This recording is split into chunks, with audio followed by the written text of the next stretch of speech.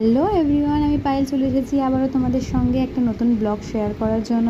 তো সেদিনকে দুপুরবেলা আমরা একটু বেরিয়েছিলাম টুপিটাকি জিনিসপত্র কেনার জন্য। তো মেনলি এত গরম ছিল, তো ভাবলাম ঈশানের জন্য আগে টুপিটাই কিনে নিই বলে এখানে একটা টুপির দোকানে এসেছিলাম। এসে কয়েকটা টুপি দেখছিলাম, তো খুব একটা যে ভালো লাগছিলো সেরকম না। ফাইনালি অনেকগুলো দেখার পরে এই ব্ল্যাক টুপিটা ভীষণই আমাদের ভালো লাগছিলো, সিম্পলের ওপর আছে এবং ওরও ভালো লেগেছিলো বলে এই টুপিটা কিনে নিয়ে নিলাম। তারপরে চলে গিয়েছিলাম একটা ব্যাগের দোকানে, যেখানে কেনার ছিল আমার দিদির ছেলেমেয়ের জন্য ব্যাগ জন্মদিনের গিফট হিসাবে।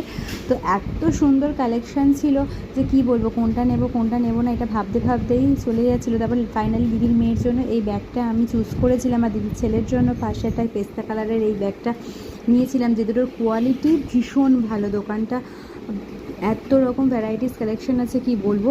লাস্টে চলে গেলাম প্যান্টালুন্সে। ঈশানের এই জামাটা এত ভালো লেগেছে, তারপর এই জামাটা ঈশান নিজের জন্য চয়েস করলো।